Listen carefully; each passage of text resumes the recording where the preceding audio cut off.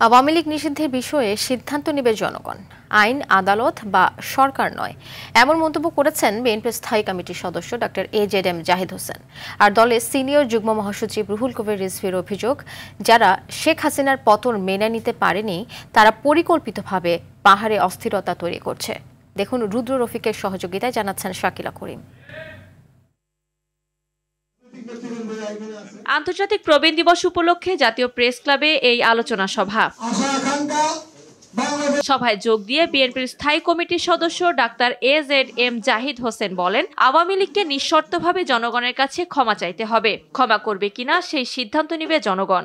আপনি যদি 47 আর 71 থেকে শিক্ষা না নেন, 90-কে মনে না রাখেন, 75-কেও মনে না রাখেন, তাহলে 24-কেও আপনি সত্যিকার অর্থে যেরকম ভাবে উদ্ভাসিত করতে চাচ্ছেন উদ্ভাসিত করতে পারবেন না। পল্টন পূজা মণ্ডপে সনাতন ধর্মাবলম্বীদের সাথে শুভেচ্ছা বিনিময় করেন বিএনপির সিনিয়র যুগ্ম মহাসচিব রুহুল কবির রিজভী। এ সময় তিনি অভিযোগ করেন, পাহাড়ে পরিকল্পিতভাবে অস্থিরতা করা হচ্ছে। যারা শেখ হাসিনার পতনকে মেনে নিতে পারেনি তারাই এই চক্রান্ত করে যাচ্ছে। দুর্গাপূজার সময় এমন কিছু ঘটনা ঘটাতে হবে যাতে বাংলাদেশের ভাবমূর্তি নষ্ট হয় বিদেশে। পূজাকে কেন্দ্র করে কোনো রাজনৈতিক উদ্দেশ্য হাসিল করতে না পারে, এই কারণে আমরা প্রত্যেকেই সচেষ্ট থাকছি। তিনি আরো বলেন, পার্শ্ববর্তী একটি দেশের ইন্ধনে ধর্মীয় সম্প্রীতি ভাঙার চেষ্টা করা হচ্ছে।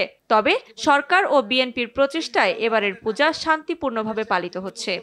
আমরা হিন্দু মুসলমান প্রত্যেকে একাকার হয়ে আমরা শপথ নিয়েছি, হিন্দু ধর্মাবলম্বী মানুষদের এই প্রধান উৎসবটি যেন নিরাপত্তা সহকারে সম্পন্ন হয়। শাকিলা করিম, RTV, ঢাকা।